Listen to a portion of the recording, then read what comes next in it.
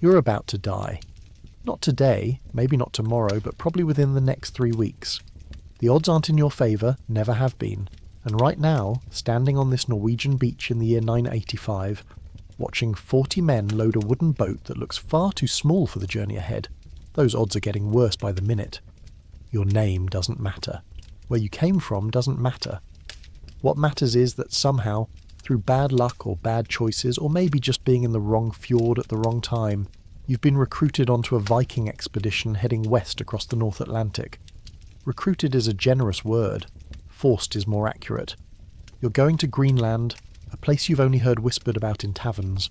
A land supposedly discovered by a man called Eric the Red, who was exiled from Iceland for murder, and decided to sail even further into the freezing unknown. The journey is over 1,000 miles of open ocean. No compass to guide you, because that won't be invented for another 300 years. No maps, because nobody's bothered to draw any. No cabins to shelter in, because the ship is essentially a large wooden canoe with a sail. No guarantee you'll arrive, because plenty of ships simply vanish into the North Atlantic, swallowed by storms or ice, or the slow grinding death of starvation and thirst. The Vikings call it hafvilla when you get lost at sea. Bewilderment. Confusion. That moment when the clouds roll in and you can't see the sun for days and nobody on board has any idea which direction is west anymore. That's when men start whispering prayers to gods who might not be listening, when the navigator's confidence cracks, when you realise that this entire voyage depends on one old man's memory of a route he took 15 years ago. But you don't know all this yet. Right now, you're just cold, anxious, and wondering if you should run. Spoiler alert, you should, but you won't. Because running means being hunted down, and the punishment for desertion is creative and permanent.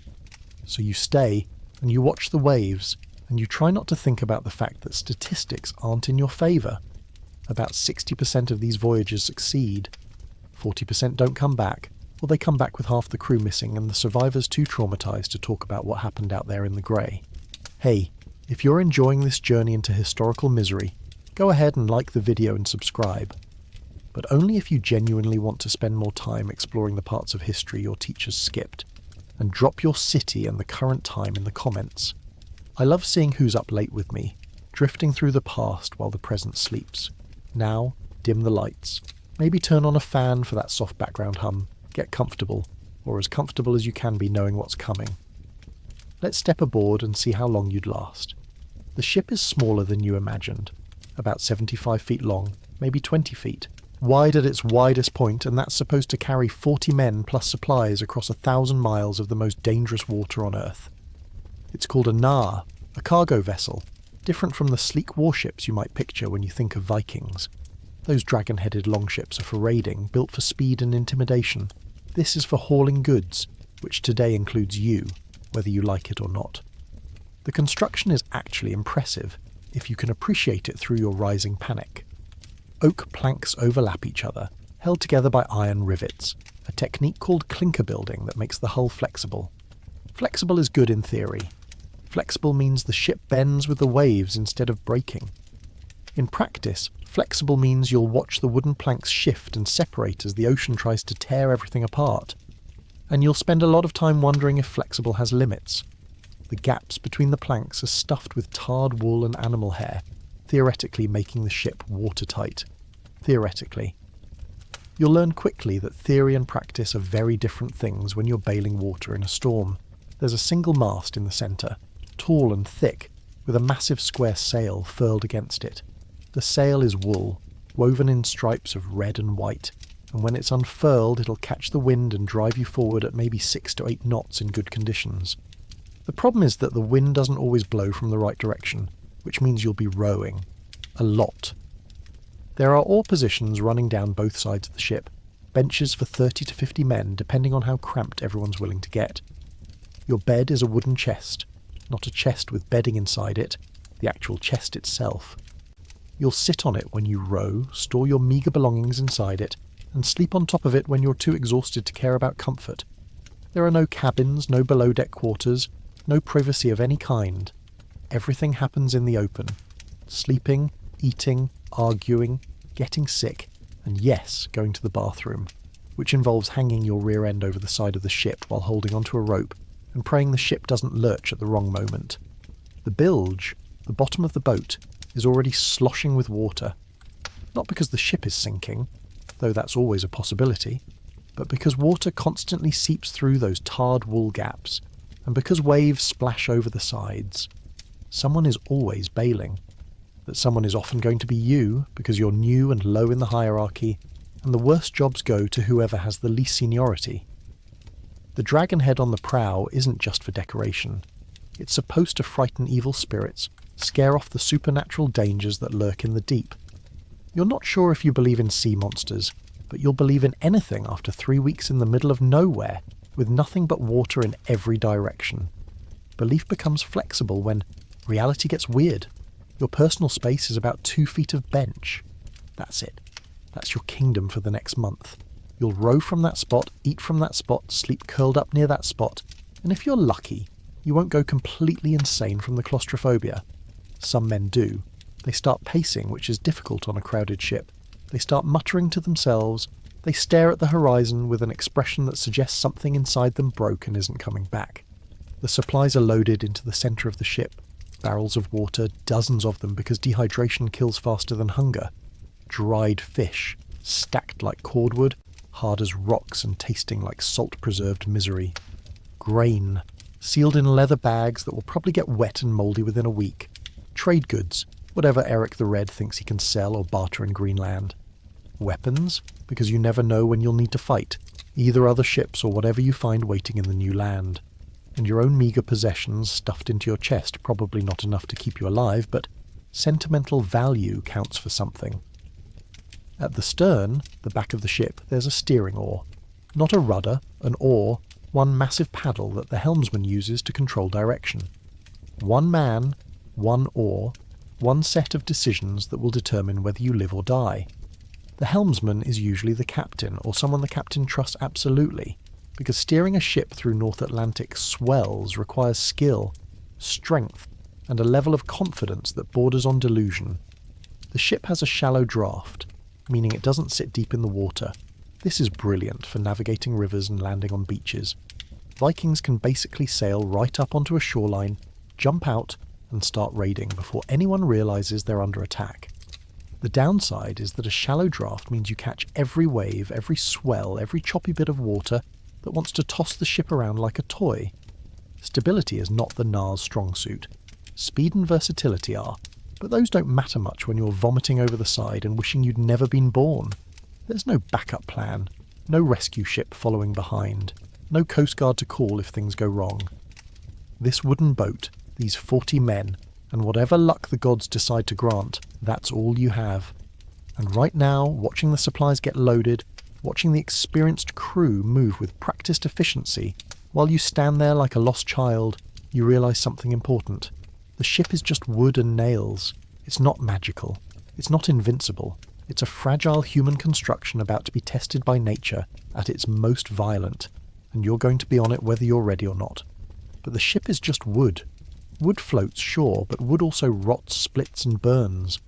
What matters more than the ship is the men who sail it. Your crew. The people you'll be trapped with for the next month. The ones you'll rely on to row when the wind dies, to bail when the waves crash over the sides, to not murder you in your sleep when tensions run high and everyone's exhausted and starving. The captain is a man named Eric. Not Eric the Red, different Eric. But he sailed with the famous one before, and apparently that's qualification enough. Eric the captain is maybe 50 years old, which is ancient for a Viking. Most men don't live past 40. His face is a roadmap of scars.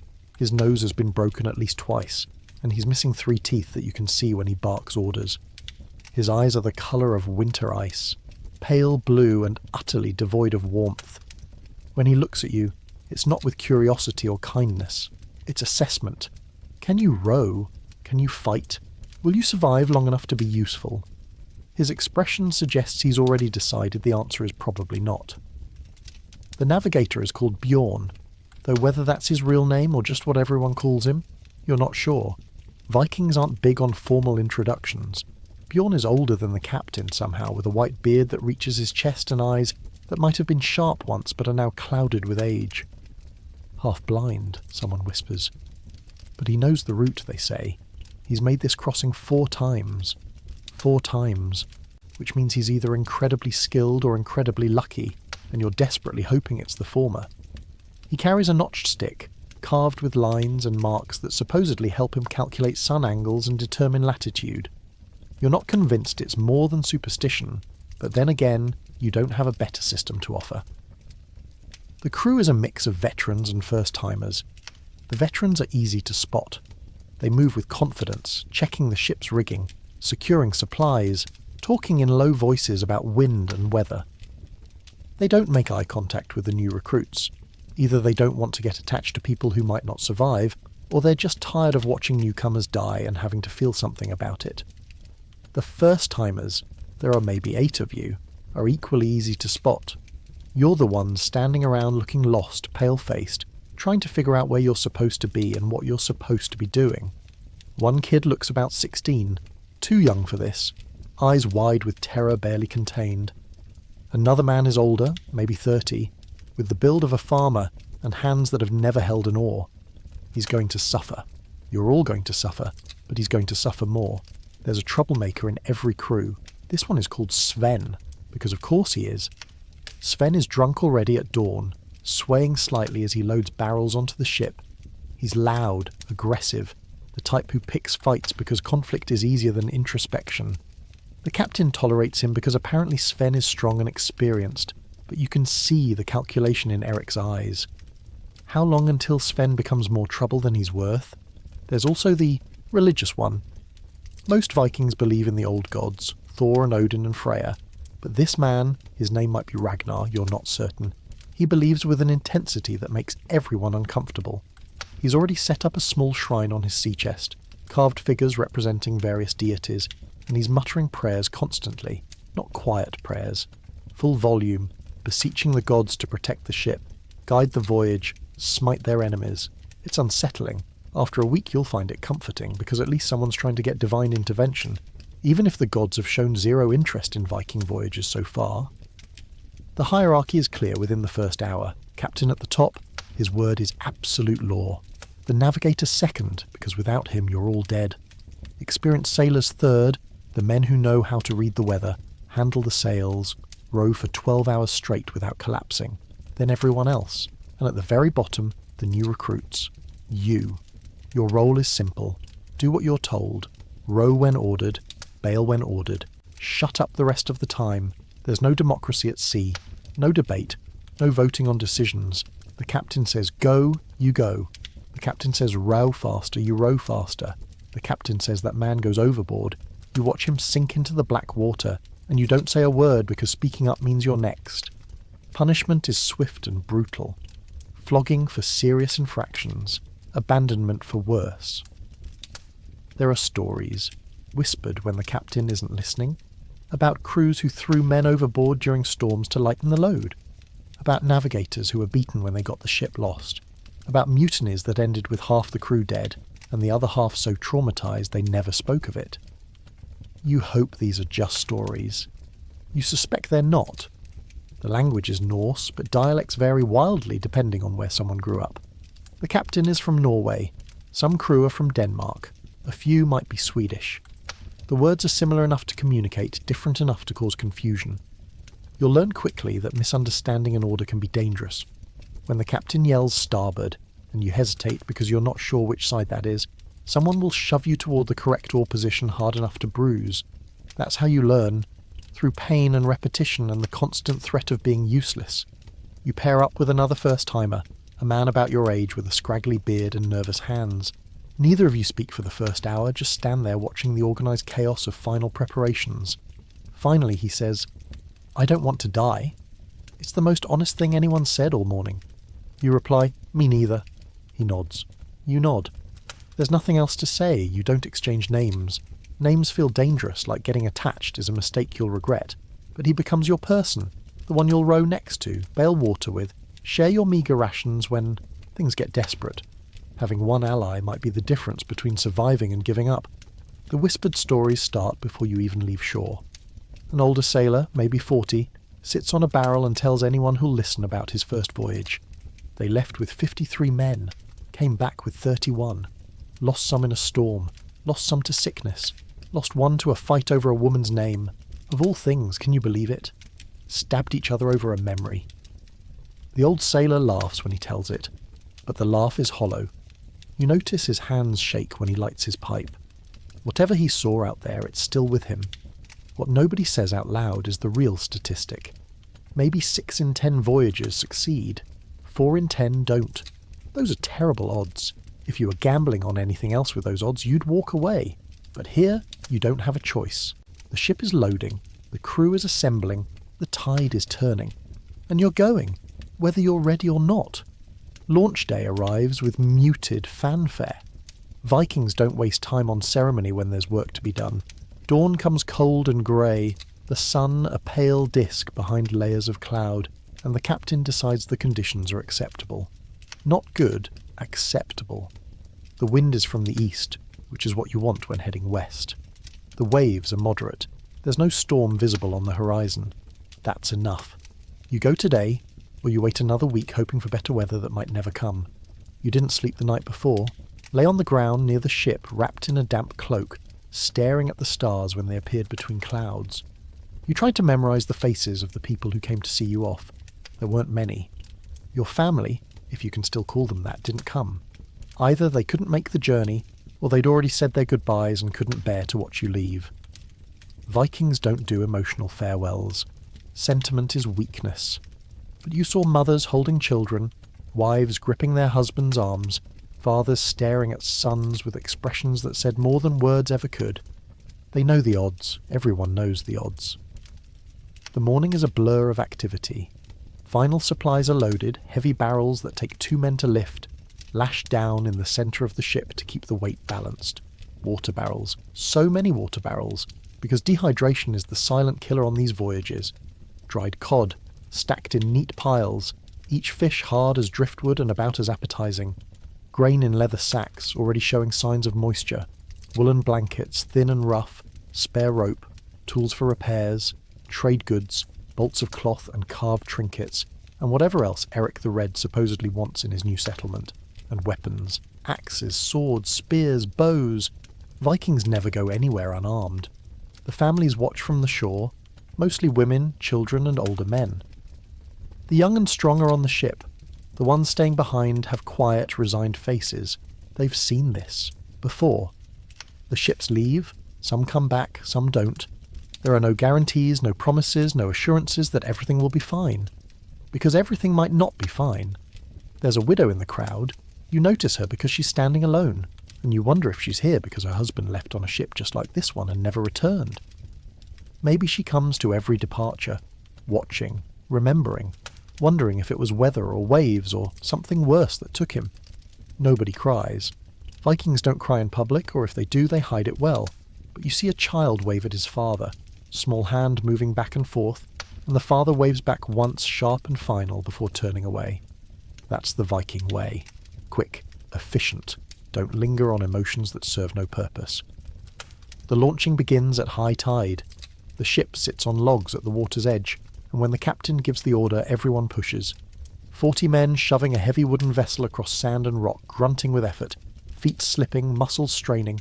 The ship resists at first, stubborn, then gives way suddenly and slides into the water with a splash that soaks everyone in the front row. The cold is immediate and shocking. Your clothes are wet before the journey even starts. This will become normal. You'll be wet for a month. The ship floats, which is a relief because you weren't entirely certain it would. It sits low in the water, weighed down by supplies, but it's buoyant and stable for now.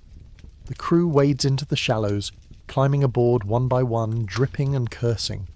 You find your assigned position, a spot on the starboard side, third bench from the bow. Your oar is already there, a heavy piece of wood with worn grips where countless hands have gripped before yours. You wonder how many of those men survive their voyages. The rowing out of the fjord is your first real taste of coordinated effort. The captain sets the rhythm, calling out the stroke, and everyone pulls together. Or they're supposed to. The veterans know what they're doing. Their oars cutting the water smoothly, powerfully. The first-timers, including you, are a disaster. Your oar catches the water wrong, throwing off your timing. The man behind you swears. Someone laughs.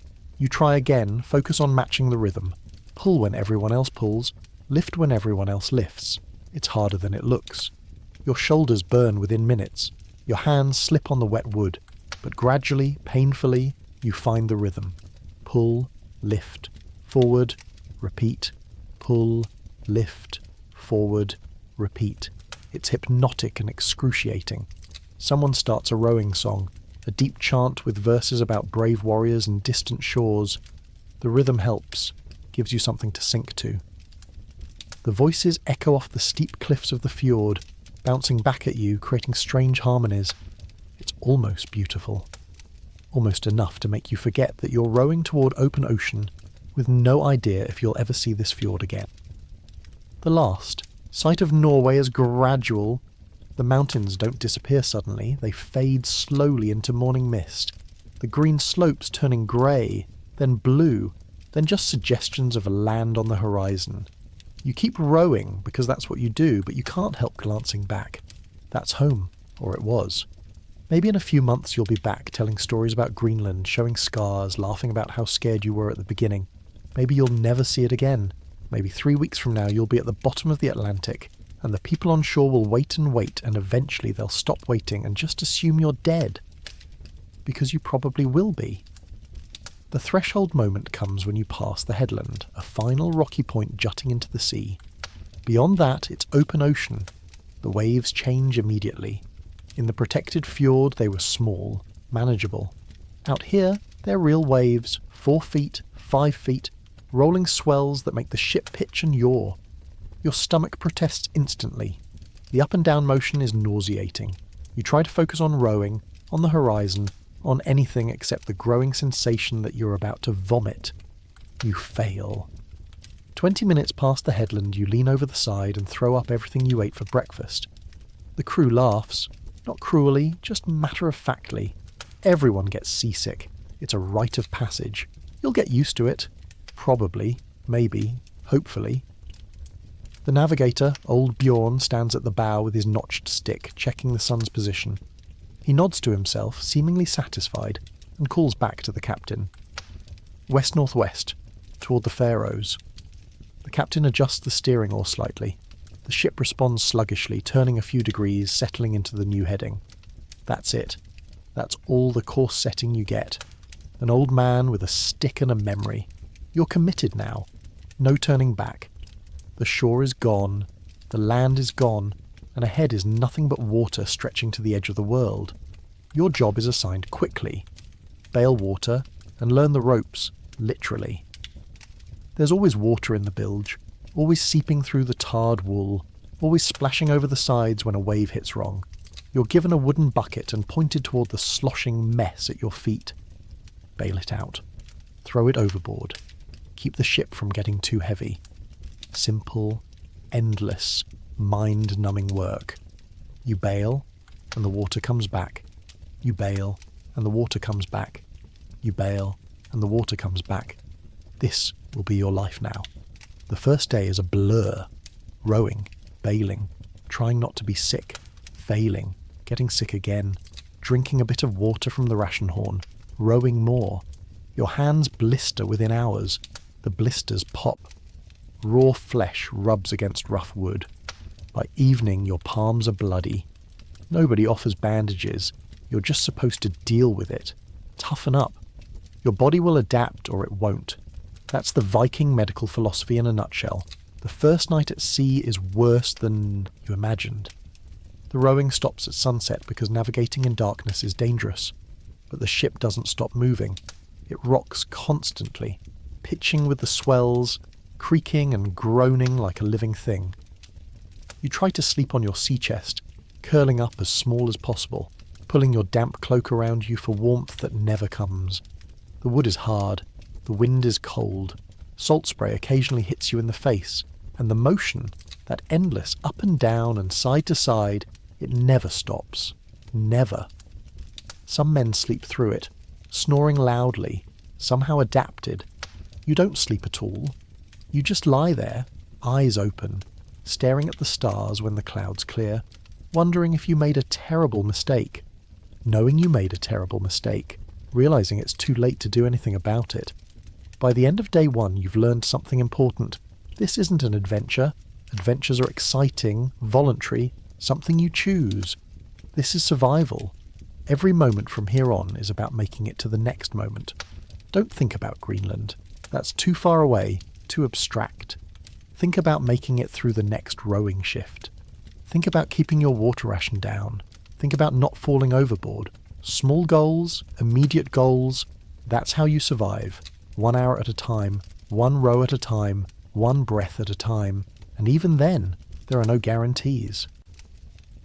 Day 3 arrives without fanfare, and you realise you've lost track of time already. The hours blend together into a grey monotony of rowing, bailing and suffering. Your body has decided to hate you. Every muscle aches in ways you didn't know were possible. Your shoulders feel like they're held together with hot iron bands. Your back spasms when you try to straighten up. Your hands are raw meat. The blisters now just open wounds that split and bleed every time you grip the oar.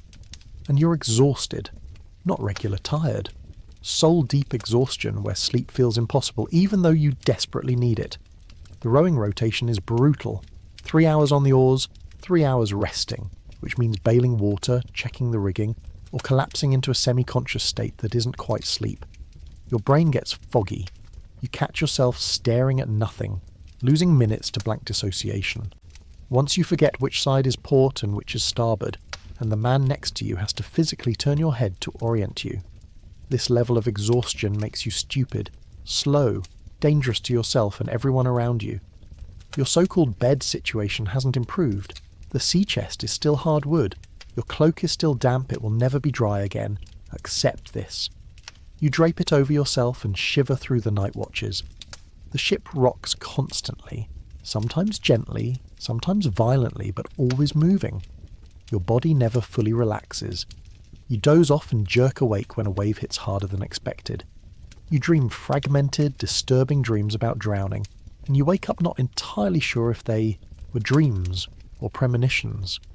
The cold is a constant companion. The wind never stops. It cuts through wet wool like you're wearing nothing. Your teeth chatter. Your hands are numb, making gripping the oar difficult.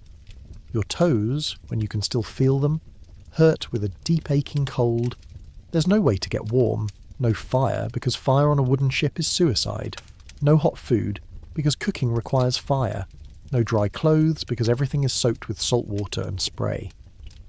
You learn to function while cold, which isn't the same as getting used to it. You just stop expecting warmth.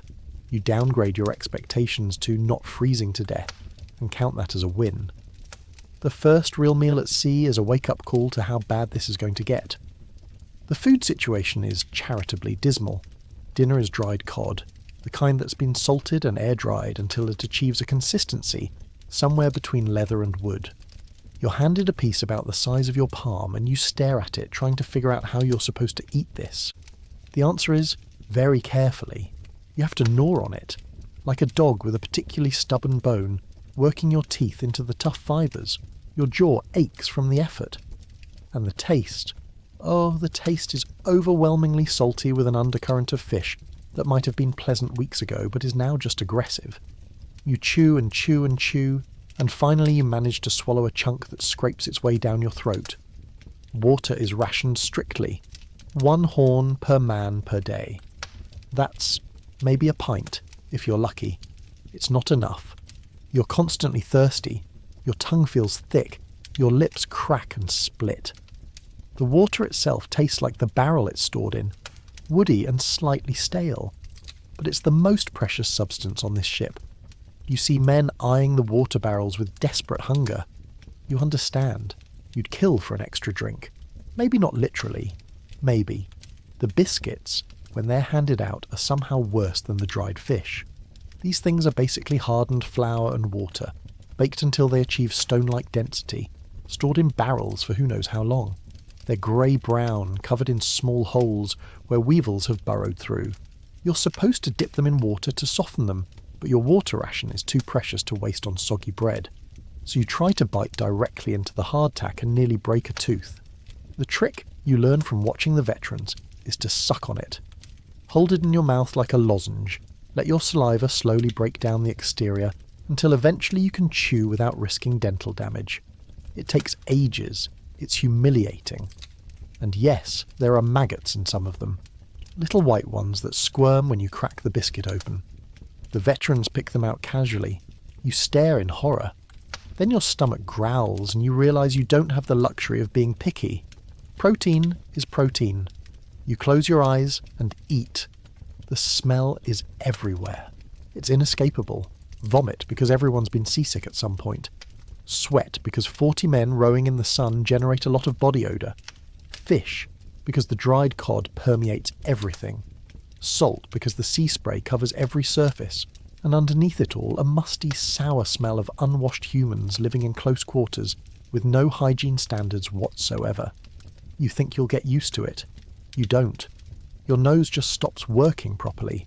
Everything smells the same after a while. Bad. The blisters on your hands break open repeatedly. Every rowing session tears them wider. The salt water doesn't help. It burns like fire whenever your wounded palms grip the oar. You try wrapping cloth around your hands, but it just gets wet and slippery and makes rowing harder. The veterans' hands are pure callus, thick leather-like skin that doesn't tear anymore. You're jealous. Your hands will get there eventually if you survive long enough. But right now, every stroke is agony.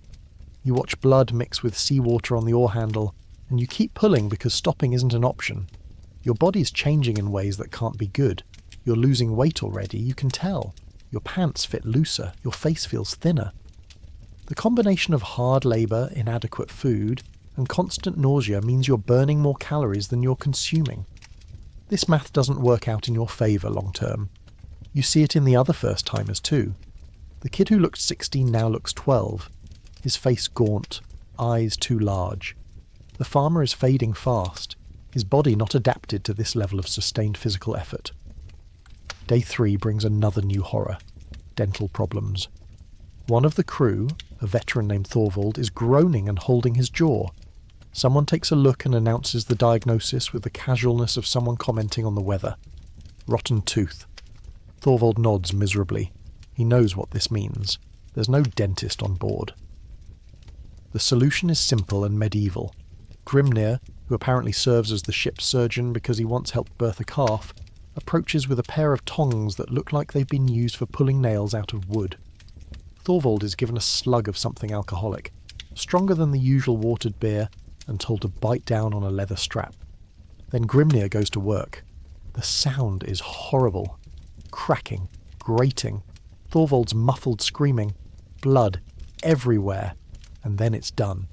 The tooth is held up like a trophy, black and crumbling. Thorvald spits blood over the side and is handed more alcohol. He'll live, probably. You add dental problems to your growing list of things to avoid, as if you have any control over it. The nights are when the psychological toll really hits. Lying on your chest in the dark, listening to the ship creak, the waves slap, the men cough and mutter in their sleep. The loneliness is crushing. You're surrounded by people but completely isolated. Nobody wants to bond because bonding with someone who might die tomorrow is painful. So you're all alone together, 40 men trapped on a wooden prison, heading toward a destination that might not even exist. You try to remember home, your family's faces, the smell of a proper meal cooking, the feeling of being warm and dry, but the memories are already fading, becoming dreamlike and distant. This ship, this cold, this misery, it's all consuming. It's hard to believe anything else is real. Maybe you've always been on this boat. Maybe you'll always be on this boat. Time loses meaning. The past is gone. The future is uncertain. There's only now, and now is cold and wet and exhausting. Your friend, the other first-timer who paired up with you, is starting to show signs of sickness. He's shivering even more than everyone else, coughing in a deep, wet way that doesn't sound good. Fever, maybe. Or just the early stages of the dozens of illnesses that thrive in these conditions. You share your water ration with him, half yours, half his. It's probably stupid. You'll need your strength. But what's the point of surviving if you turn into the kind of person who watches someone die when you could have helped? The veterans watch this exchange with unreadable expressions. Maybe they think you're foolish. Maybe they remember when they were new and scared and someone showed them kindness. Or maybe they're just calculating how long until both of you are dead weight. Day 5 brings the thing every sailor fears. Fog. Thick, impenetrable, grey fog that rolls in from the west and swallows the world. Visibility drops to maybe 10 feet. You can barely see the front of the ship from your rowing position. The sun disappears. The stars obviously are gone, and with them, any sense of direction. The navigator, old Bjorn, stands at the bow with his notched stick and a deeply worried expression. He checks his tool, looks at the invisible sky, checks again. His confidence is gone. Without the sun, he can't calculate latitude. Without stars, he can't verify their heading. He's guessing now. They're all guessing, and everyone knows it. The Vikings have a word for this: hafvilla. Bewilderment, confusion, being utterly, terrifyingly lost at sea with no reference points and no way to figure out which direction is home. The crew's mood shifts immediately. The usual chatter stops. Men row in silence, each lost in their own thoughts about what happens if they never find land again. Just drift until the food runs out, until the water's gone, until everyone's dead, and the ship is a floating tomb discovered months later by another vessel. The captain makes a decision that's either brave or suicidal. He orders the sail down. With no visibility, sailing is too dangerous. You might hit another ship, might run into rocks, might go completely off course and never realise until it's too late. So the sail comes down and you drift. The oars are put away. You're at the mercy of currents now, just floating in grey nothingness, waiting for the fog to clear. Hours pass. The fog doesn't clear. It gets thicker if anything, moisture in the air so heavy you can wring water out of your cloak, not that it wasn't already soaked. The silence is oppressive. 40 men sitting in a boat going nowhere, unable to see anything, unable to do anything except wait. Some men pray. The religious one, Ragnar, is practically shouting at the gods, begging Thor to clear the skies, offering sacrifices of food and drink thrown overboard. It doesn't help. The fog remains. You sit next to your friend, who's shaking with fever despite the layers of damp wool wrapped around him. He's mumbling something about home, about his mother, about wanting to see green hills again. You don't know what to say. There's nothing to say. So you just sit there, shoulder to shoulder, two scared people hoping to see daylight again. Night falls, or you think it does. Hard to tell in the fog. The grey just gets darker, turning from pale grey to charcoal grey to almost black. The temperature drops further. Men huddle together for warmth, all pretense of personal space abandoned. You're packed in like animals sharing body heat, because that's the only heat available. The fog plays tricks on your mind. You hear things that aren't there, voices calling from the water, the sound of waves breaking on shore, except there's no shore, just more ocean. Once you could swear you see lights in the distance, yellow and flickering like fires on land. You point them out excitedly. Your friend sees them too, but when you call to the others, the lights vanish. Hallucination, maybe, or something worse.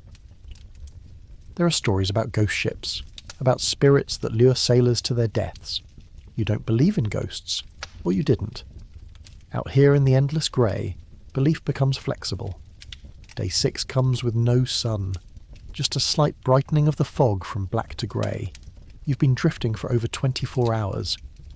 The navigator admits quietly to the captain, but loud enough that several men overhear and pass it along, that he has no idea where you are. Could be north of the course, could be south, could have drifted in circles. The currents are unpredictable out here. Wind, when you can't see the sun or stars, is useless for navigation. Someone suggests rowing in what they think is west. Someone else points out that what they think is west could be any direction, and rowing the wrong way will just get you more lost. An argument breaks out, voices rising, tensions flaring. The captain shuts it down with a roar and a hand on his axe. His decision is final. You wait for the fog to clear. No rowing, no guessing, just waiting. It might take another day. It might take a week. You'll starve before you get anywhere useful by guessing. The waiting is torture. Nothing to do but sit and think, and thinking is dangerous.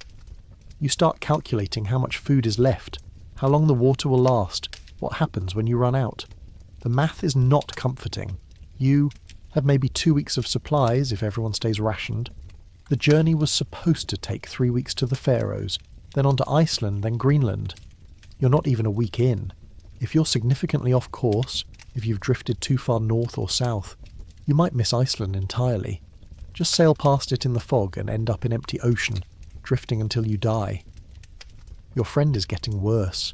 His fever is spiking, his skin hot to the touch, his eyes unfocused. He barely responds when you speak to him. The ship's surgeon, Grimnir, takes a look and offers his professional medical opinion.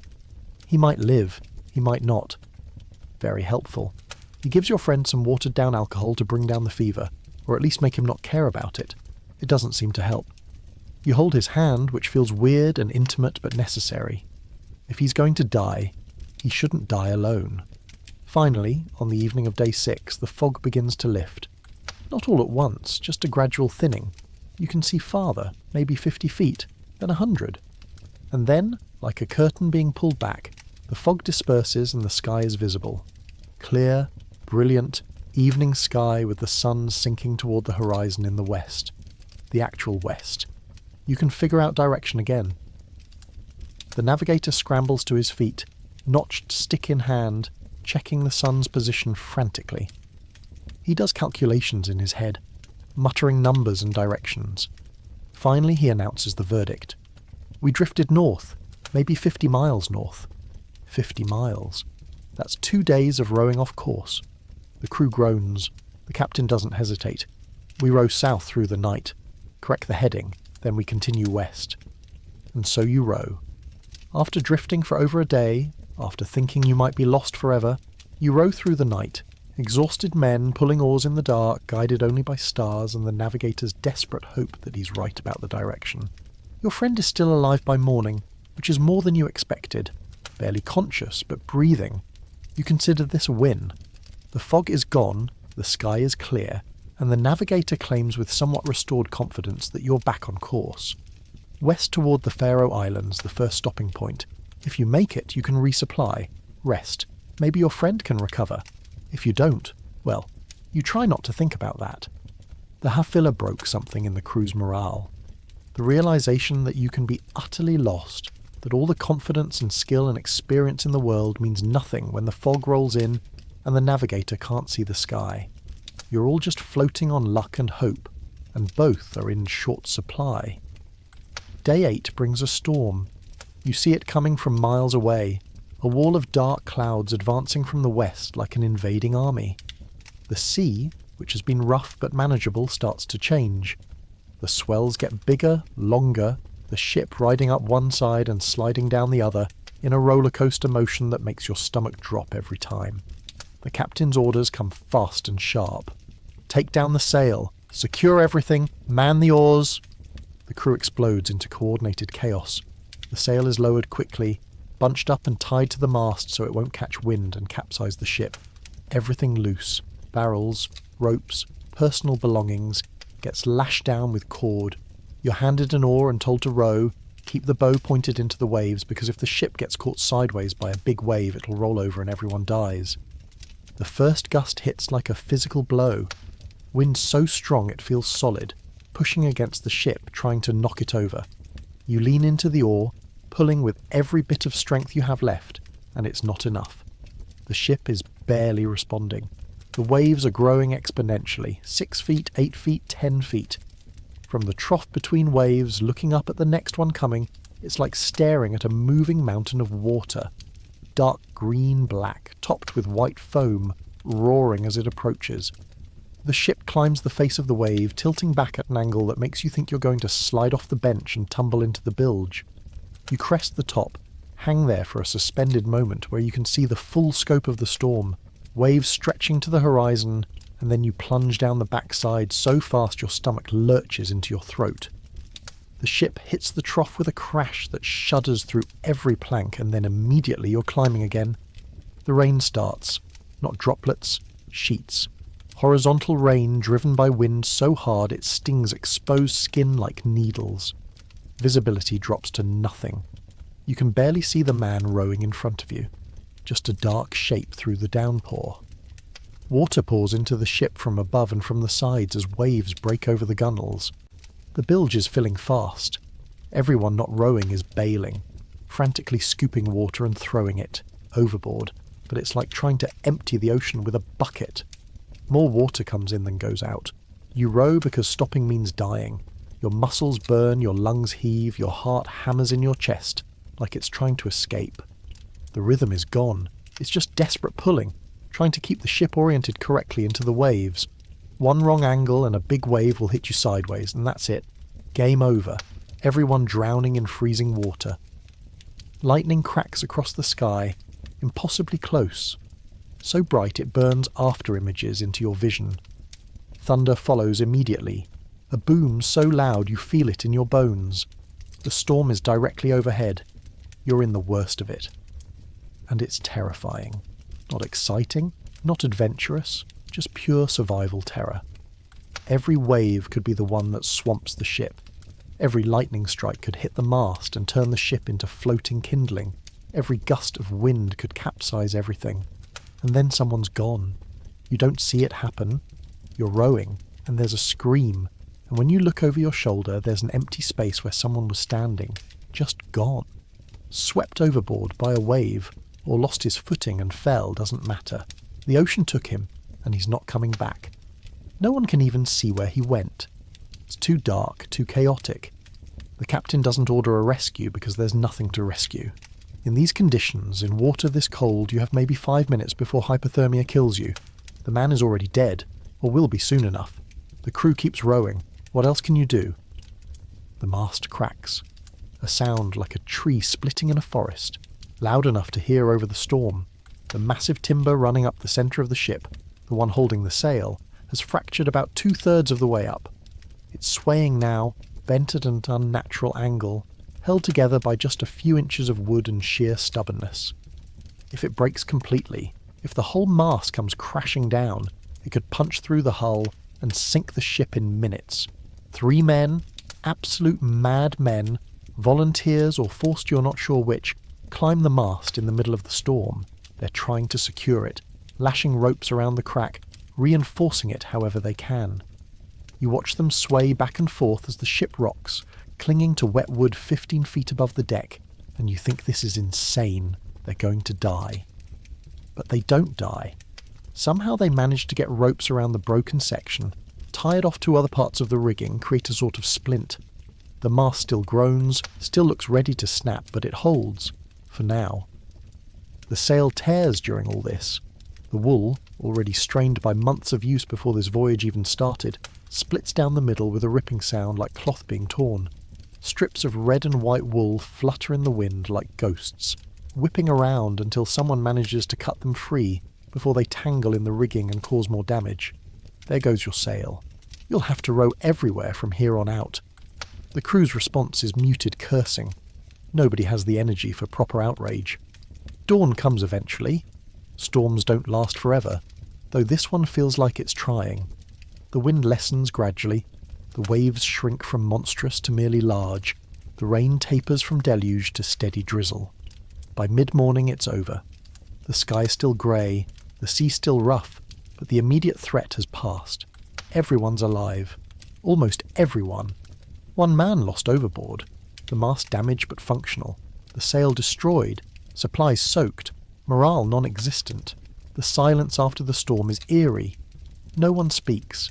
Everyone just breathes heavily, slumped over oars or collapsed in the bilge, too exhausted to move. You stare at the empty space where the crewman used to be and try to remember his name. You can't. He was just there, and now he's not, and in a week you won't remember what he looked like. Your friend survived the storm, which is something. He's still feverish, still barely conscious, but he's breathing. You check on him, make sure he's not lying in water, try to get him to drink a little. He swallows reflexively but doesn't open his eyes. You're not sure if he even knows where he is anymore. The damage assessment takes the rest of the day. The mast is functional but can't take the stress of a sail anymore. You're at reduced capability. The water barrels, some of them cracked during the storm, are leaking. You've lost maybe a quarter of your water supply. The food stores are soaked but mostly intact. Dried fish is still edible when waterlogged, just more disgusting than usual. One of the oars snapped and went overboard. The crew is down to 39 men. No one says it, but everyone's thinking it. This voyage is cursed. You're not even halfway to Iceland and already things are falling apart. But there's no choice except to continue. Turning back now is just as dangerous as going forward. You're committed, so you row. With a broken mast, a missing sail, reduced water, and a sick crew, you row west. Because that's what Vikings do. They row until they get there or they die trying. And right now, dying seems pretty likely. Daily life on a Viking ship isn't romantic. There's no glory, no adventure, just grinding routine and constant discomfort. The schedule is simple. Row when you're on shift. Bail water when you're not rowing. Try to sleep when you're exhausted enough to pass out despite the conditions. Repeat until you reach land or die. That's it. That's the entire structure of your existence now. Privacy is a laughable concept. You piss and shit off the side of the ship in full view of everyone because that's the only option. The process involves straddling the gunwale, holding onto a rope with one hand and letting go over the water. It's undignified, uncomfortable and dangerous. If you lose your grip while the ship lurches, congratulations. You just fell overboard during your morning toilet routine. What a way to go. Some men have near accidents. One guy almost slips, catches himself at the last second, scrambles back aboard with his pants still down. The crew laughs. Not with him. At him. It's the kind of humour that develops when everything is terrible and you have to find something to laugh about, or you'll start screaming and never stop. Washing doesn't happen. You're dirty and you'll stay dirty.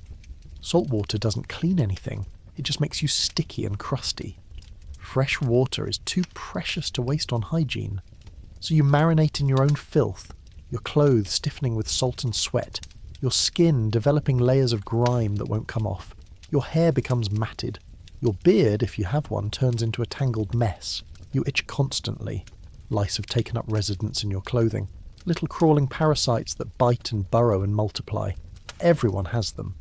Scratching becomes a constant background activity like breathing. You'll be sitting there rowing and unconsciously digging your nails into your scalp, trying to find relief that never comes. The teeth situation is deteriorating across the crew. With no way to clean your mouth, no proper nutrition, and the constant abrasive salt, dental health collapses fast. Your gums are swollen and bleed when you probe them with your tongue. Several of your back teeth feel loose, wiggling slightly when you press on them. It's horrifying. Losing teeth is bad for so many reasons. You can't chew hardtack without teeth. You look older, weaker, and the pain, when a tooth goes truly bad, is excruciating. You've seen Thorvald since his extraction, and he's not doing great. The hole where his tooth was won't stop bleeding, and he's developed an infection, his jaw swollen and discoloured. He might lose more teeth. He might die from blood poisoning. These are the risks. Your body is showing other signs of deterioration. Bruises appear for no reason, dark purple splotches on your arms and legs. Your old injuries, a cut on your hand from before the voyage, have reopened and won't heal. The wounds just stay raw and weepy, refusing to close. This is scurvy, early stages, though you don't know the name for it. Vitamin C deficiency causes all sorts of problems. The bruising, the bleeding gums, the failure to heal. It's going to get worse before it gets better, if it ever gets better. The daily water ration is almost ceremonial now. The quartermaster, a dour man named Leaf, goes around with a bucket and a horn, measuring out each person's share with careful precision. 1 horn per man per day. You drink it slowly, trying to savour every drop, knowing this is all you get for the next 24 hours. Your tongue is permanently swollen, your lips cracked and split. You dream about water, clear, cold water from a mountain stream. You'd give almost anything for just one unlimited drink. But the water barrels are more than half empty now, and the journey is nowhere near over. Meal times are exercises, in desperation. The dried cod has to be gnawed into submission. Your jaw hurts from the constant chewing. The hardtack is running low, and what's left is mostly powder at the bottom of the barrels, mixed with weevil droppings and bits of shell. You eat it anyway, mixing the powder with tiny amounts of water to create a paste that tastes like sadness. The mouldy grain is portioned out in small handfuls. It tastes like rot, makes your stomach hurt, but refusing to eat means starving faster. So you eat the mould and hope it doesn't kill you, or at least hope it kills you slowly enough that something else has a chance to get you first. The hunger is constant and all-consuming. Your stomach has stopped growling, gone beyond that to a steady ache that never fades. You're losing weight fast now. Your ribs are visible, your face gaunt, your arms thin. Everyone looks skeletal. The kid who was 16 now looks like a corpse that hasn't realised it's dead yet. The farmer can barely lift an oar. You're all wasting away. Scurvy progresses. More teeth loosen. More gums bleed. Someone's old scar from a childhood injury splits open and starts oozing. Another man's joint pain gets so bad he can barely walk. The ship's surgeon, Grimnir, dispenses his wisdom freely. Eat lemons. Yeah, great advice. Where exactly are the lemons? Fresh vegetables. Terrific. You'll just grow some in the bilge. His uselessness is stunning. One small mercy happens on day 12. Someone manages to catch a fish. It's not a big fish, maybe 3 pounds, but it's fresh protein, and that means everything. The fish is killed, gutted, and divided with obsessive precision. 40 men, one small fish. Everyone gets maybe a tablespoon of raw fish meat. No cooking possible, no fire, so you eat it raw. The taste is incredible. Fresh and clean and nothing like the dried, salted nightmare you've been choking down.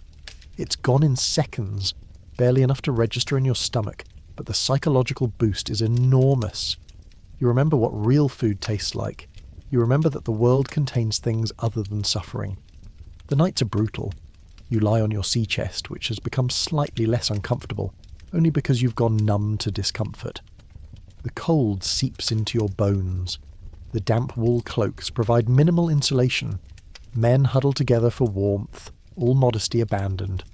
You're packed in like cordwood, shoulder to shoulder, sharing body heat and lice. It's disgusting and necessary. Without this, hypothermia would kill half the crew in their sleep. You dream about food constantly. Not fancy feasts, just simple things. Bread fresh from an oven, butter, cheese, just a piece of basic cheese, an apple. You dream so vividly that you can taste it, and then you wake up to the smell of bilge water and unwashed men, and the reality crashes down. Some mornings you wake up and for just a second you forget where you are, and then you remember, and the disappointment is crushing. Your friend is still hanging on, barely. The fever broke a few days ago, which should be good news, but he's so weak now that he can't row, can barely sit up. You share your rations with him, giving him half your water, half your fish paste.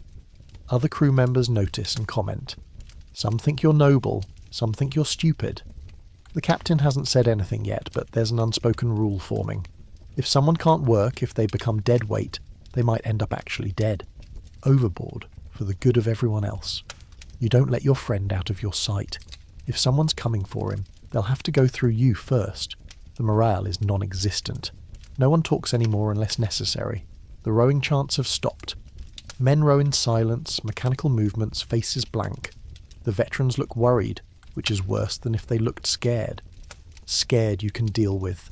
Worry from experienced sailors means the situation is genuinely bad, and even they're not sure how this ends.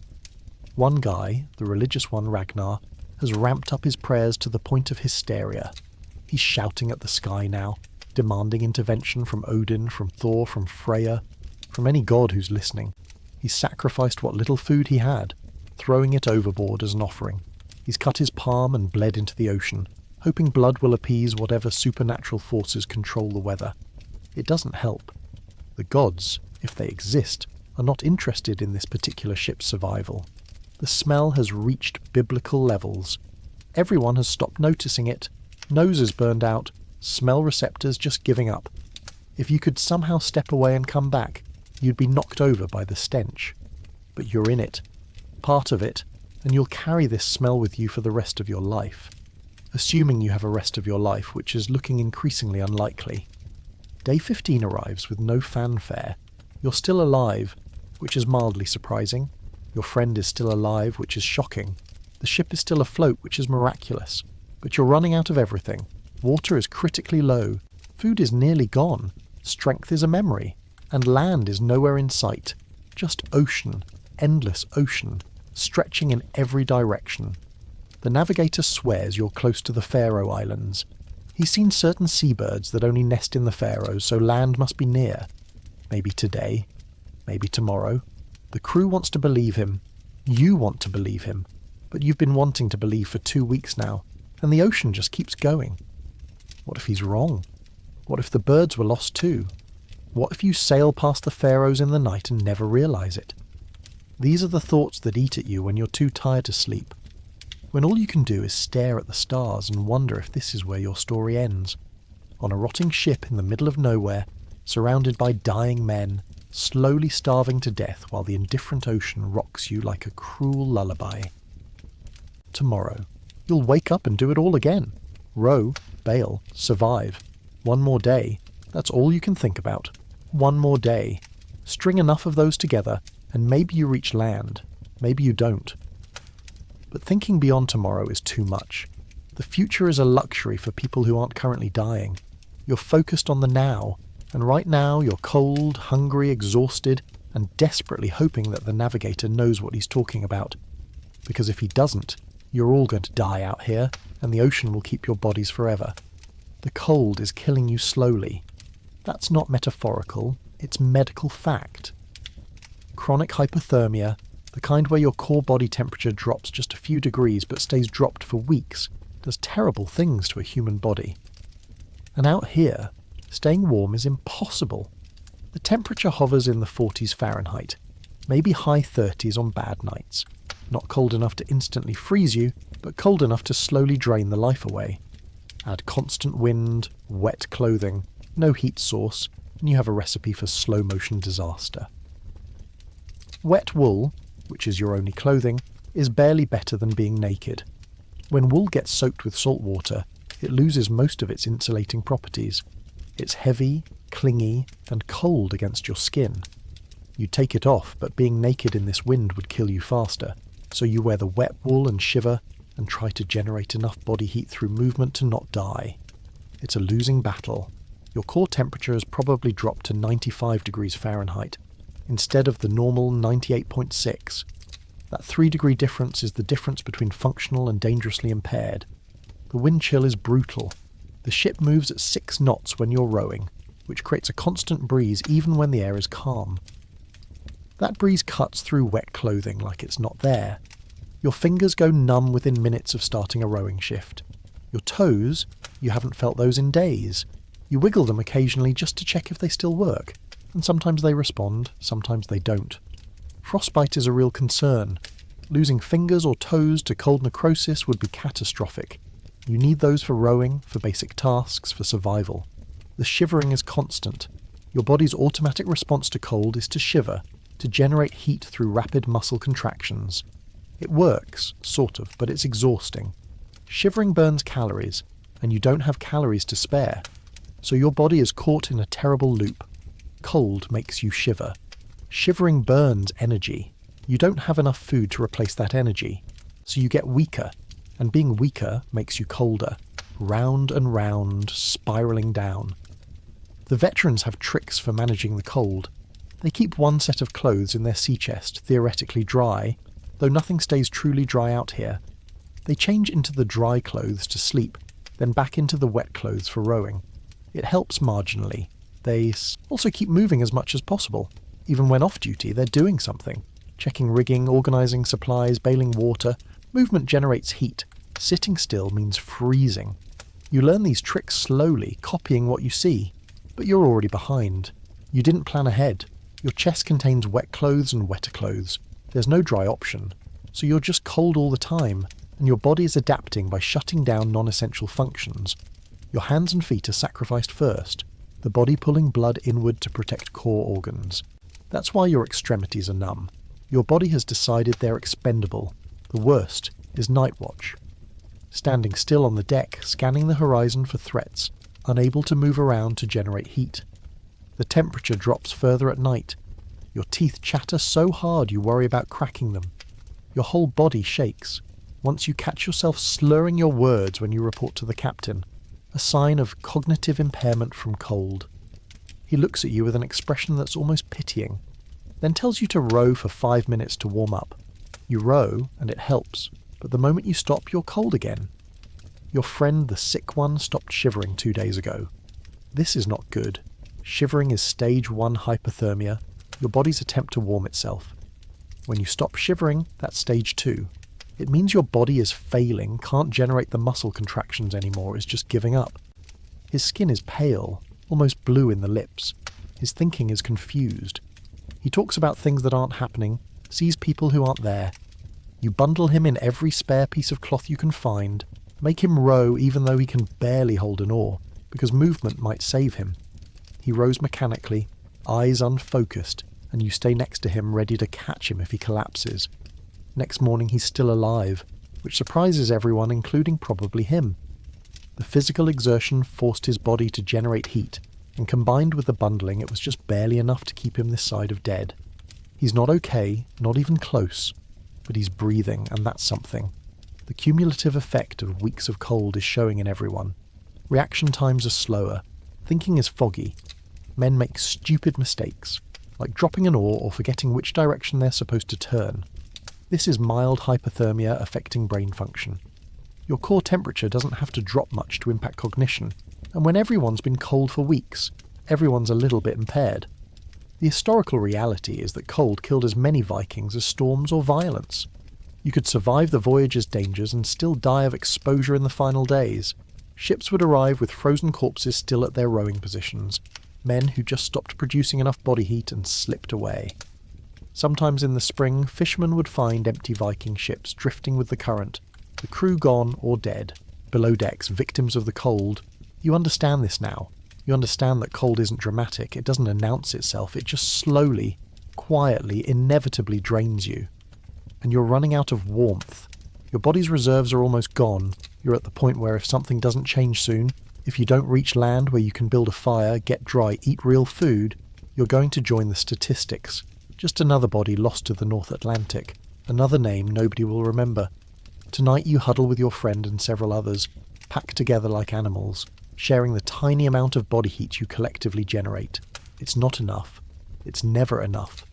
But it's what you have. And tomorrow you'll wake up, if you wake up, and you'll row again, and you'll be cold again, and you'll try to last one more day. Because that's all you can do. Keep trying. Keep moving.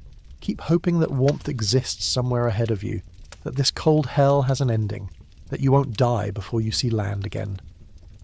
But hope is getting cold too, and when hope freezes, that's when people give up. You see it in some of the crew's eyes. They've stopped believing. They're just going through motions, rowing because that's what you do, but expecting nothing. You're not there yet. You're still fighting. But you understand how they got to that place. How easy it would be to just stop, let the cold take you, slip away into the numb darkness. You understand, and it scares you, because understanding feels like the first step toward accepting. And if you accept death, you're already gone. Day 17 brings a new horror to the growing list. Ice. Not sea ice. Not frozen ocean.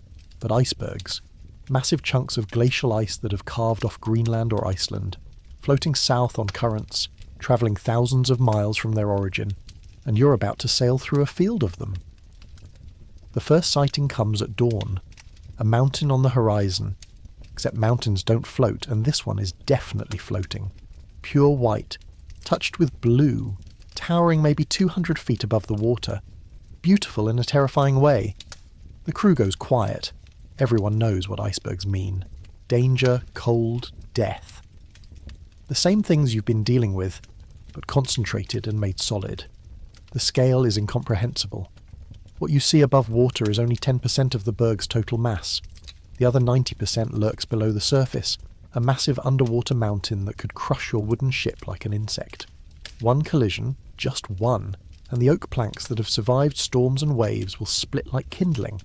The ship will sink in minutes, and the water is cold enough that you'll be dead before you stop thrashing. The captain's orders are simple. All hands on deck, maximum alertness, row carefully. The ship needs to be manoeuvrable to thread through the ice. You take your position at the oar, scanning the water ahead, looking for the white and blue shapes that mean death. The morning light makes everything sparkle, beautiful and deadly, sunlight refracting through ice in rainbow patterns. You'd appreciate the beauty if you weren't terrified. The smaller threats are almost worse than the big bergs. Growlers, they're called, chunks of ice the size of cars that float low in the water, hard to see, easy to hit.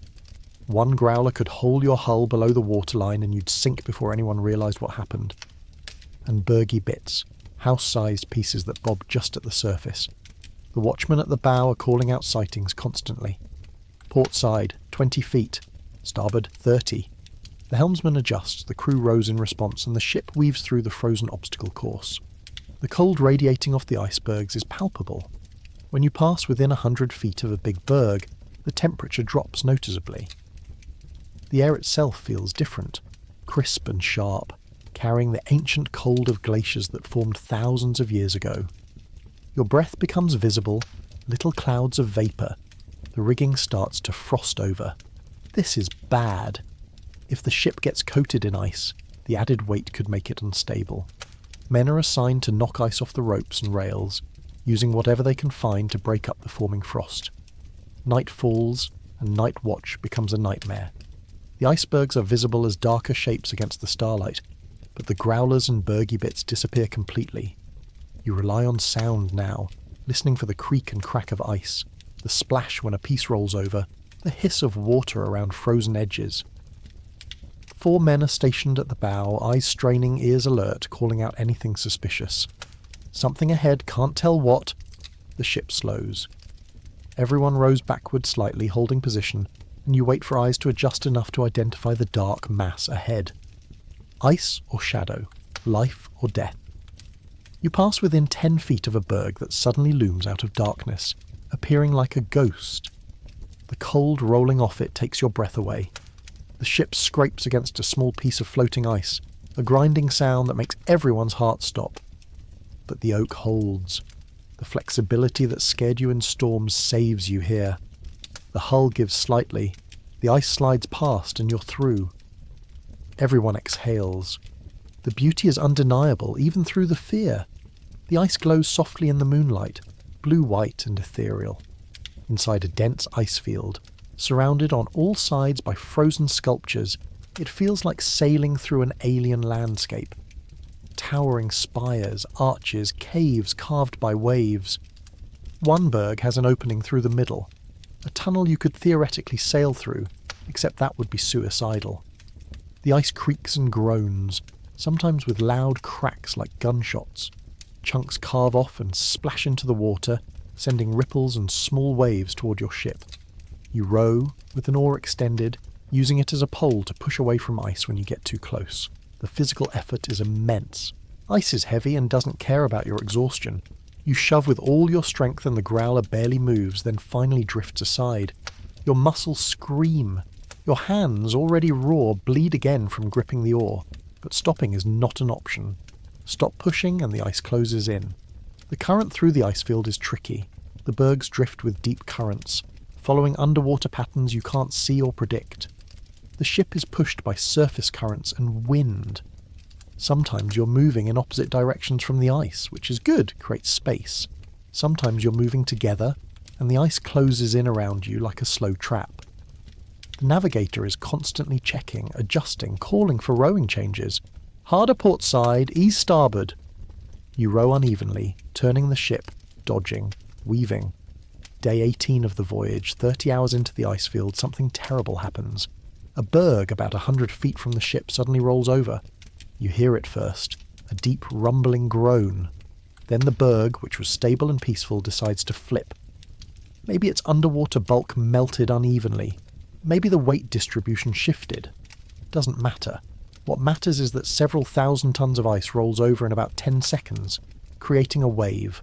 Not a huge wave, maybe 6 feet tall, but fast and unexpected. It hits the ship broadside, lifting you up and tilting you over at an angle that feels like capsizing.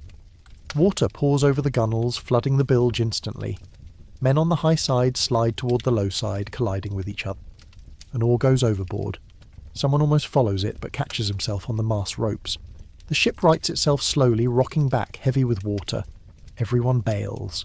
Frantically, desperately, throwing water out as fast as humanly possible. The bilge is knee-deep. If you don't get this water out, the added weight will make the ship sluggish, unstable, more likely to swamp on the next wave. You bail until your arms give out, then you keep bailing because there's no choice. Slowly, painfully, the water level drops. 6 inches, 4 inches, 2, back to the normal constant slosh. You collapse back onto your rowing bench, gasping, and stare at the berg that almost killed you. It floats peacefully now, showing a different face to the sky. indifferent to the havoc it caused. The passage through the ice takes 2 full days. 48 hours of constant vigilance, constant adjustments, constant terror that the next chunk of ice will be the one that ends everything. You don't sleep, can't sleep. Every time you close your eyes, you imagine the grinding crunch of ice punching through oak, the rush of freezing water, the screams of men drowning. So you stay awake, exhausted beyond rational thought, functioning on pure survival instinct. On the evening of day 19, you emerge from the ice field. The last berg fades behind you, and ahead is open water. The crew doesn't cheer, too tired, just relieved, breathing, and the slow realization that you survived something that kills a significant percentage of voyages. The old sailors nod to each other, an acknowledgement of shared survival. You nod to your friend who somehow stayed conscious through the whole ordeal. You both look like corpses, but you're living corpses, and that's what counts. The unspoken reality settles in. You survived the ice, but you still haven't reached land. Food is nearly gone. Water is critically low. Strength is depleted. And you have no idea how much further it is to the Faroe Islands, or Iceland, or anywhere that isn't empty ocean and frozen death. The ice was supposed to mean you were getting close to Greenland. But the navigator admits quietly that ice can drift anywhere. Its presence doesn't guarantee proximity to land. It just guarantees that you're in the part of the ocean where ice exists, which is a large and unhelpful area. So you row on, away from the ice, into whatever comes next, hoping that land appears before your supplies run out completely, before your body fails, before the ship literally falls apart around you. And you try not to think about the fact that the historical survival rate for these voyages is only about 60%. You try not to do the math on your current condition versus the distance remaining. You try not to wonder if you're going to be a statistic. Instead, you row. One stroke at a time, one breath at a time, one more day. That's the only goal now. Reach tomorrow. String enough tomorrows together and maybe you reach land, maybe you don't. But the alternative is giving up. And giving up means certain death. So you choose uncertain death over certain death. You choose to keep trying. And you row. Day 21 arrives with a crisis. The water is almost gone. The barrels that should have lasted 3 weeks have lasted 3 weeks, but you're not there yet. Rationing has been strict, but even strict rations run out.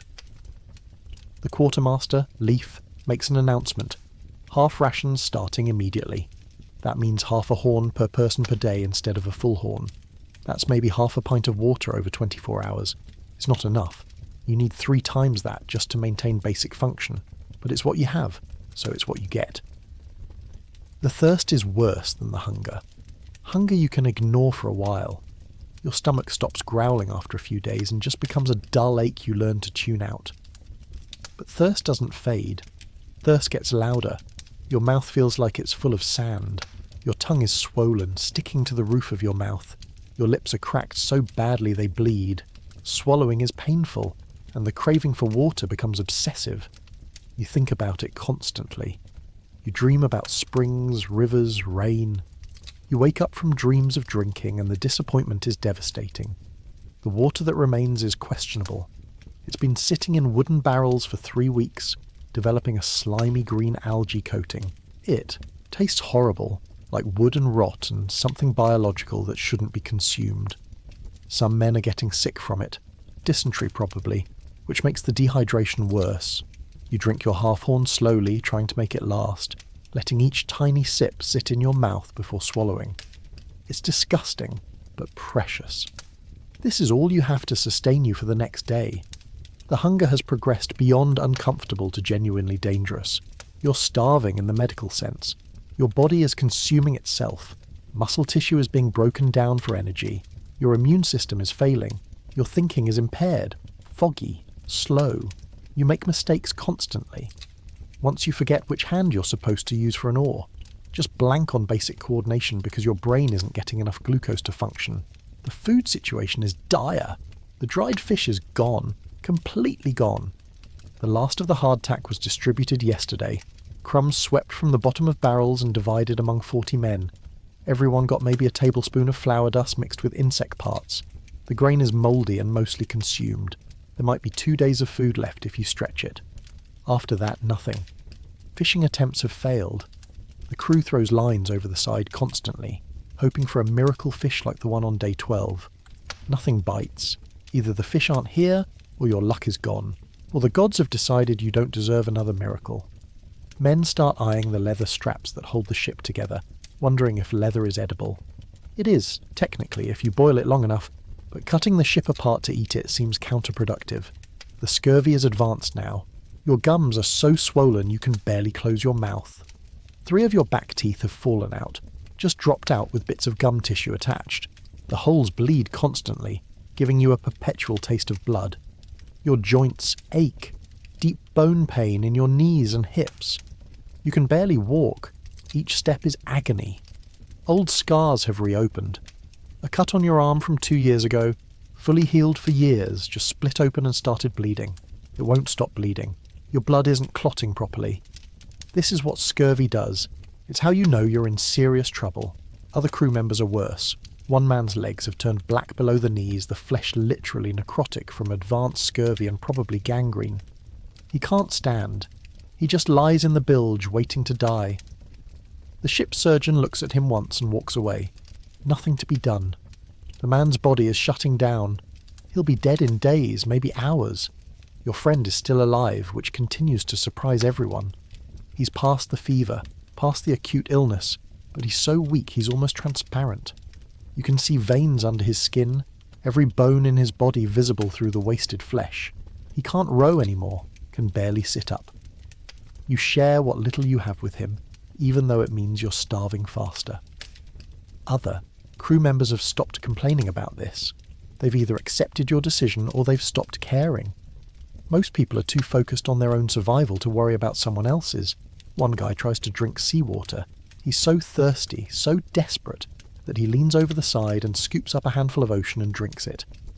The crew sees it and 3 men physically restrain him, pry his mouth open, make him spit it out. They yell at him, call him an idiot, slap him around a bit. He's crying, begging for just one drink, just enough to wet his mouth. They refuse. Seawater, they explain with forced patience, makes you more dehydrated. The salt pulls water out of your cells. You'll hallucinate, go mad, die faster. He knows this. Everyone knows this. But desperation makes people stupid. The decision point arrives on the evening of day 21. The navigator thinks land is close. He's seen certain birds, certain cloud formations, certain colour changes in the water that indicate proximity to shore. Maybe today, maybe tomorrow, he says. The captain looks at the supply situation and makes the call. They press on. No turning back, no conserving resources for a retreat. Full commitment. Reach land or die trying.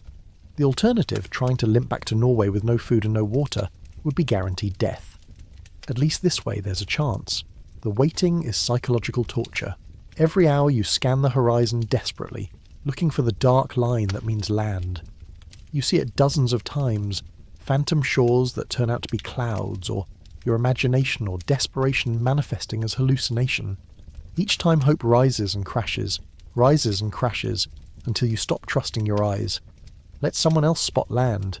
You can't handle another false alarm. You focus on surviving the next hour. You row your shift mechanically, pulling the oar without thinking, just movement. You drink your half-horn of disgusting water. You chew on literally nothing, just moving your jaw to trick your stomach into thinking food is coming. You sleep for 20-minute bursts, never long enough to actually rest. You exist in a state of waiting, suspended between life and death, hoping the next moment brings something other than more ocean. Your friend stops responding. He's breathing. His heart is beating, but he's not conscious. You check on him constantly, shaking him occasionally to make sure he hasn't died. His skin is cold. His pulse is weak and irregular. He's dying, slowly but definitely dying, and there's nothing you can do except sit next to him and refuse to leave. If he's going to die, he'll die with someone who gives a damn nearby. That's all you can offer. Presence, company, the knowledge that he's not alone at the end. The night of day 21 is the longest night. Stars are visible, bright and indifferent. The same stars that have watched Vikings drown for centuries. You sit next to your friend back against the mast, and you try to remember why you wanted to survive. Why any of this matters. You can't find a good answer. But you're still breathing, still holding on, still hoping that the navigator knows what he's talking about, still hoping that tomorrow brings land. Because if it doesn't, tomorrow probably brings death. For your friend, certainly. For you, probably. For the entire crew, possibly. You're out of time, out of supplies, out of luck, and the ocean just keeps going, endless and uncaring and absolutely unwilling to help. You whisper to your friend even though he can't hear. You tell him to hold on. Tell him land is close. Tell him he's going to make it. You don't believe any of it, but maybe he can hear on some level. Maybe hope matters even when it's irrational. Maybe trying is worth something even when success seems impossible. Or maybe you're just talking to convince yourself to keep trying, to not give up in this final moment when giving up would be so easy. To stay alive one more night, one more hour, one more breath. Because dawn is coming, and maybe dawn brings miracles, or maybe just more ocean. But you won't know unless you survive to see it. Day 22. Dawn. Someone screams, "Land!" You don't believe it at first.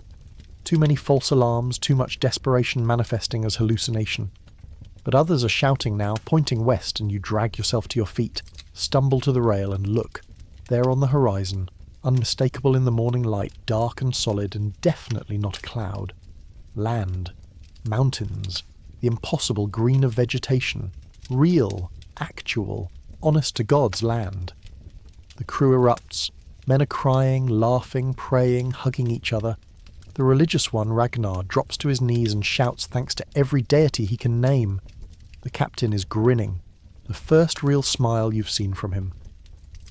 The navigator is vindicated, standing proud at the bow, pointing at the distant shore like he personally summoned it into existence. Maybe he did. Maybe skill and experience and knowledge actually work. Maybe you're not just floating on luck. The approach seems to take forever. Land is visible but still miles away, and the ship is moving so slowly, crawling west on exhausted oars. The wind is wrong for sailing.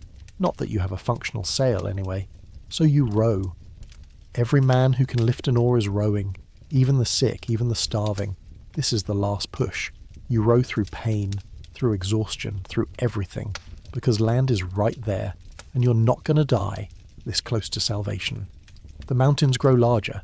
Details become visible. Cliffs dropping into the sea, fjords cutting into the coastline, snow on the peaks, and green. So much green. Grass, trees, living things that aren't sailors or fish. The smell reaches you before you land, carried on the west wind. Fresh water, vegetation, earth. It's overwhelming. Your eyes water. You didn't realise how much you missed the smell of land. The coast approaches. You can see individual trees now, rocks on the beach, the white foam where waves break against shore. The captain is looking for a place to land, somewhere protected, a beach that won't destroy the ship. He spots a small bay sheltered by 2 headlands, with a gentle slope of sand and gravel. There, he says, pointing. The crew adjusts, rowing toward the opening, and then you're inside the bay and the water is calm and the ship glides to a stop a few feet from shore. Men tumble out of the ship before it's fully stopped, splash into shallow water, wade to the beach, collapse onto sand and gravel and sob with relief. You try to follow, but your legs don't work. Literally, don't work. 3 weeks of sitting and rowing and no real walking combined with malnutrition and scurvy, and your legs have forgotten their purpose. You drag yourself over the side of the ship, fall into knee-deep water, crawl to the shore on hands and knees. Solid ground. Unmoving, stable, beautiful solid ground. You press your face to it, kiss the earth, laugh and cry at the same time because you're alive. Somehow, impossibly alive. Your friend. You remember your friend. Turn around, look back at the ship. He's still on board, still unconscious or dead, you can't tell. You crawl back into the water, drag yourself up the side of the ship, find him in the bilge where you left him. He's breathing. Barely, but breathing.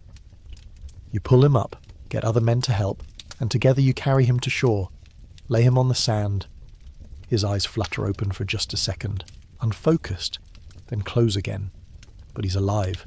He made it. You both made it. The count is 36 men. Started with 43. Lost 7 along the way. One in the storm, washed overboard. One to the man who died of illness. One who just didn't wake up one morning. One lost during the fog, wandered to the side of the ship and fell and nobody noticed until hours later.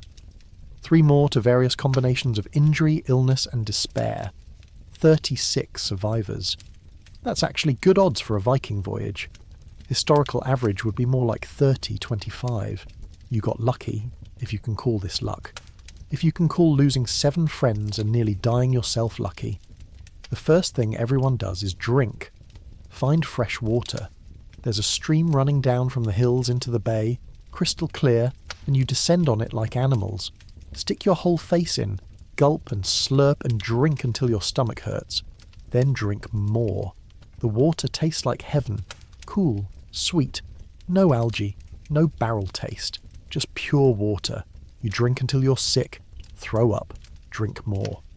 Your body doesn't know what to do with sudden hydration after 3 weeks of rationing. Food. There are berries. Some kind of purple berry growing on bushes near the shore.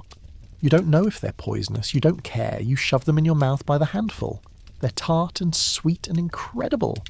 Your stomach rebels, but you keep eating because you're starving, and these are the first fresh thing you've eaten in a month. Grass. You eat grass. Literally grab handfuls of grass and chew it. It's disgusting, but it's green. It has nutrients. Your body is screaming for vitamins. Other men are doing the same thing. 36 hardened Vikings on their hands and knees eating grass and berries and drinking from a stream like deer. The camp that first night is chaotic. No shelter, no plan, just collapse. You find a soft patch of moss near the stream, lie down, and realise you can't remember what not moving feels like. The ground is still. Completely still. No rocking, no swaying, no motion.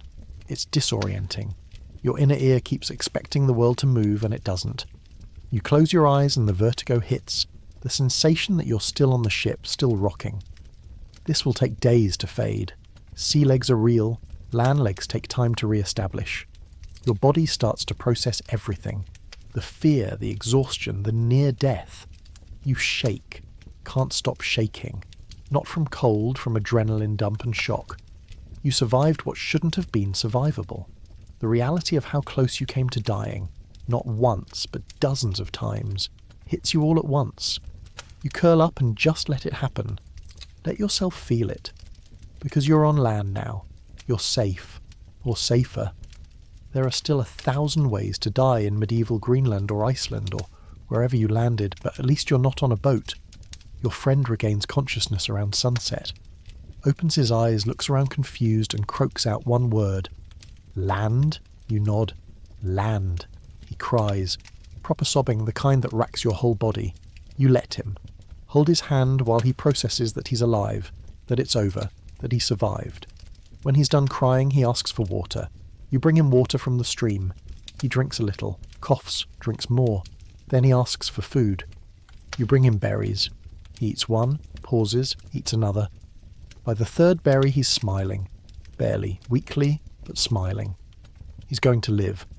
Probably. Maybe. The next few days will tell. But he's got a chance now. The cost is visible in everyone. The men on the beach look like ghosts. Skeletal frames, ragged clothes, blank eyes. You're one of them. You catch your reflection in the stream and don't recognise yourself. Gaunt face, hollow eyes, missing teeth, skin stretched tight over bones. You look 50, you're probably 20-something. This voyage aged everyone 10 years minimum. Some men will never fully recover. The physical damage, the psychological trauma, it's permanent. The irony settles in. You came here against your will, forced onto a ship, forced to row across the Atlantic, forced to suffer and starve and almost die. But now, standing on this foreign shore, you realise something. You're not going back, can't go back.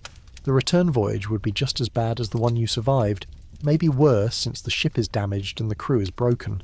So you'll stay, build a settlement, or join one that's already here if... This is Greenland. Make a new life in this place that nearly killed you getting to. It's a strange kind of freedom. Not the glorious independence Vikings romanticize. Just the freedom of having survived when you shouldn't have, of being too damaged to do anything except move forward. You don't feel victorious. You feel exhausted, traumatized, grateful to be alive. The Vikings who did this regularly, who made multiple crossings, who established trade routes and settlements across the North Atlantic, they were tougher than you imagined. Not superhuman, just willing to endure what you just endured over and over, desperate enough, determined enough, or crazy enough to get on that boat again knowing full well what it entailed. Historical records show that Viking voyages established settlements in Iceland, Greenland, and briefly in Newfoundland. They maintained contact with Scandinavia for centuries, regular ship traffic bringing supplies and people and trade goods. But every single voyage was a gamble. 60% success rate means 4 in 10 ships didn't make it. That's hundreds of ships, thousands of people, who set out from Norway or Iceland and just vanished. No rescue, no memorial, just gone. The ocean kept them. And you almost joined that number. Almost became another forgotten statistic in the Viking expansion story. But you didn't. You're here, on land, breathing air that doesn't taste like salt, lying on ground that doesn't move. Your friend is alive. You survived. It's not glorious. It's not heroic. It's just survival. You made it through each moment, hour by hour, day by day, until you reach this moment. That's enough. It has to be enough. Because you're not doing it again. Never. This was your one Viking voyage and you're done. Let someone else be brave. You'll stay here on solid ground, farming or fishing or doing whatever needs doing, as long as it doesn't involve getting on a boat. So, if you're still awake, still listening to this impossible story of how anyone survived the North Atlantic in a wooden boat with no instruments, congratulations. You made it through the telling, just like those 36 men made it through the crossing. Was it worth it? Ask the Vikings, who built settlements that lasted centuries, who connected continents, who proved that the Atlantic could be crossed regularly. They'd probably say yes. Ask the sailors who died trying, the ones who froze or starved or drowned. They can't answer. But their sacrifice, willing or not, paved the way for everything that came after. If you enjoyed this journey through historical misery, if you appreciate the deep dive into what it actually took for Vikings to cross oceans before anyone had maps or compasses or rescue services, consider liking this video and subscribing to the channel. Drop your location and the current time in the comments. Let me know what other impossible historical scenarios you'd like to explore. What other eras or events interest you? The more brutal and overlooked, the better. I love digging into the parts of history that textbooks skip. Thanks for spending this time with me, travelling back to when the world was bigger, harsher, and way more deadly. Now close your eyes, be grateful for dry land, warm beds, and the fact that you're not on a Viking longship in the middle of the North Atlantic with no food and no water, slowly dying while trying to reach a land that might not even exist. Sweet dreams, time travellers. And remember, you absolutely, definitely would not have lasted a day.